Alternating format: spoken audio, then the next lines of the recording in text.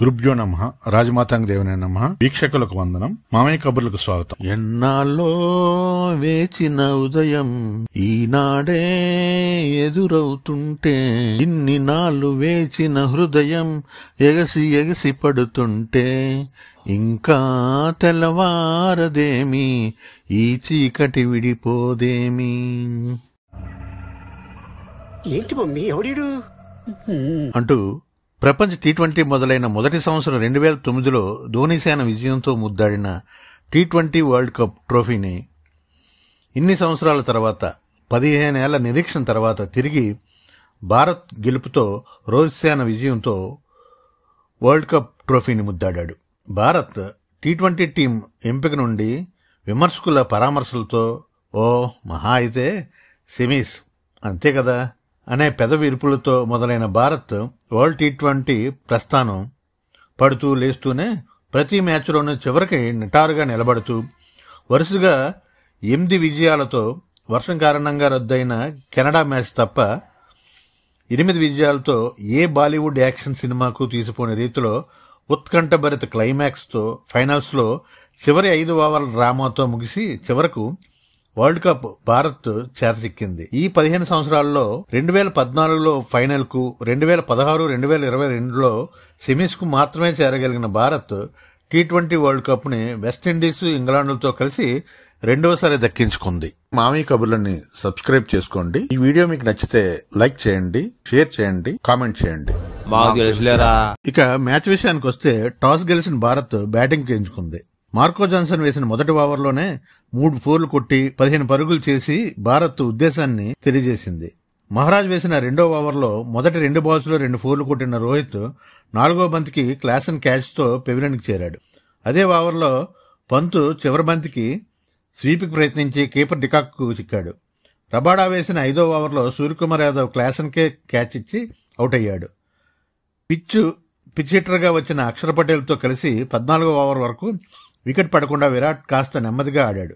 14వ ఓవర్లో 31 బంతుల్లో 4 సిక్స్లు 1 4ల సహాయంతో 47 పరుగులు చేసిన అక్షర్ పటేల్ జట్టు స్కోరు 106 పరుగుల వద్ద రన్అట్ రూపంలో వెనుదిరిగాడు. ఆ వెంటనే 48 బంతుల్లో హాఫ్ సెంచరీ పూర్తి చేసిన విరాట్ కోహ్లీ తర్వాత 10 బంతుల్లోనే 2 సిక్స్ల సహాయంతో 26 పరుగులు చేసి భారత్ స్కోరు పెంచే ప్రయత్నంలో 19వ ఓవర్లో 163 పరుగుల వద్ద 59 బంతుల్లో 2 సిక్స్లు 6 ఫోర్లు సహాయంతో 76 పరుగులు చేసిన కోహ్లీ 5వ వికెట్ గా అవుట్ అయ్యాడు.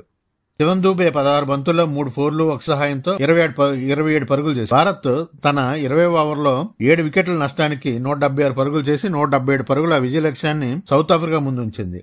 సౌత్ ఆఫ్రికా బౌలర్లలో మహారాజ్, నోక్యాలు 2 వికెట్లు, జాన్సన్, రబాడాలు 1 వికెట్ తీశారు. బదులుగా బ్యాటింగ్ దిగిన సౌత్ ఆఫ్రికాను బుమ్రా తన మొదటి ఓవర్లో అంటే ఇన్నింగ్స్ 2వ ఓవర్లో హెండ్రిక్స్ ని బౌల్డ్ చేసి 3వ ఓవర్లో హర్షదీప్ మార్క్రమ్ ని కీపర్ క్యాచ్ ద్వారా పెవిలియన్కి పంపించారు. తన చివరి అంతర్జాతీయ మ్యాచ్ ఆడుతున్న డికాక్ తో కలిసి బ్యాటింగ్ ఆర్డర్లో ప్రమోషన్ పొందిన స్టబ్స్ మరియు ఎస్ఆర్హెచ్ క్లాసన్లు భారత్ స్పిన్నర్లపై విరుచుకుపడి వేగంగా పరుగులు తీశారు. 21 బంతుల్లో 31 పరుగులు చేసిన స్టబ్స్ ను అక్షర్ పటేల్ 9వ ఓవర్లో 70 పరుగుల వద్ద క్లీన్ బౌల్డ్ చేశాడు.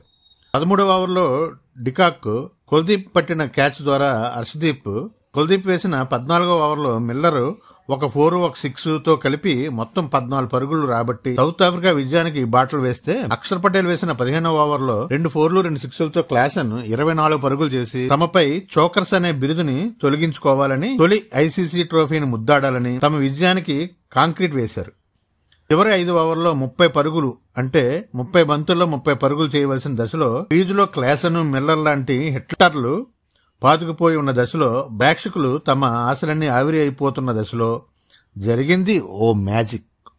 ఎప్పుడు 17వ ఓవర్ వేసే బుమ్రాకు 16వ ఓవర్లోనే బంతినిచ్చాడు రోహిత్. ఆ ఓవర్లో హేమాహేమి హిట్టర్లు క్రీజులో ఉన్న 4 పరుగులు మాత్రమే ఇచ్చి చివరి ఓవర్లో సౌత్ ఆఫ్రికా గెలుపుకి 16 పరుగులు చేయవలసిన దశలో క్రీజులో ఉన్న మిల్లర్ కి హార్దిక్ పాండ్యా మొదటి బంతిని వేశాడు. మిల్లర్ లాగిపెట్టి కొట్టిన బంతి బౌండరీ లైన్ దాటుతున్న దశలో సూర్యకుమార్ యాదవ్ ఎక్కడి నుంచో పరిగెత్తుకుంటూ వస్తూ బౌండరీ లైన్ అవతల బంతిని ఆపి బ్యాలెన్స్ కోల్పోతూ బంతిని గాల్లోకి విసిరి బౌండరీ లైన్ అవతలకు వెళ్లి తిరిగి యువతలకు వస్తూ క్యాచ్ పట్టి సౌత్ ఆఫ్రికా ఆశలపై నీళ్లు జల్లాడు. అంతే, భారత్ సంబరాలు అంబరాన్ని అంటాయి. రోహిత్ నేరుగా పడుకుని గ్రౌండ్ ను ముద్దాడాడు. హార్దిక్ పాండ్యా ఉద్వేగభరితమై కళ్ళనీళ్ల పర్యాంతమయ్యాడు. అతని టీమ్మేట్స్, సపోర్టింగ్ స్టాఫ్, ముఖ్యంగా రోహిత్ శర్మ ఓదార్చారు.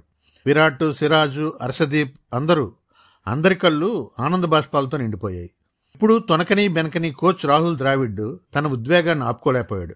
కోచ్గా తన చివరి మ్యాచ్లో అద్వితీయమైన బహుమానాన్ని అందుకున్నాడు.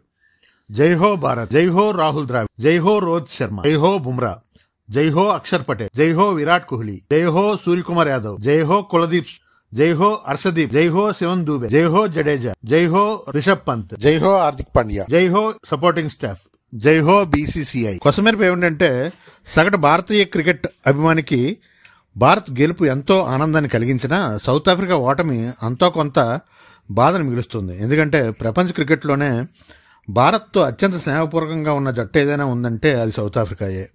1998లో ఛాంపియన్స్ ట్రోఫీ తప్ప ఐసీసీ ఈవెంట్స్లో మెరవని సౌత్ ఆఫ్రికా ఈ T20 ఫైనల్స్లో ఓటమితో చోకర్స్ అనే తన బిరుదుని ఇంకొంతకాలం మూసుకుంటూ ఐసీసీ ట్రోఫీ కోసం మరింతకాలం ఎదురు చూడవలసి. పాపం సౌత్ ఆఫ్రికా ఆటగాళ్లలో ముఖ్యంగా మిల్లర్, డికాక్, రబాడా, మిగతా ఆటగాళ్ల కళ్లలో నీళ్లు మనకు కొంతకాలం గుర్తుంటాయి. ఈ మ్యాచ్లో అంతర్జాతీయ క్రికెట్ కు వీడ్కోలు పలుకుతున్న South Africa opener, wicket keeper de Kock ని అంతర్జాతీయ మ్యాచ్ల్లో మనం చూడలేం. అలాగే T20 అంతర్జాతీయ మ్యాచ్లకు రిటైర్మెంట్ ప్రకటించిన రోహిత్ శర్మ, విరాట్ కోహ్లీని కూడా పొట్టి ఫార్మెట్ లో అంతర్జాతీయ క్రికెట్ లో మనం చూడలేం. Thank you for watching. జై రాజమాతాంగే.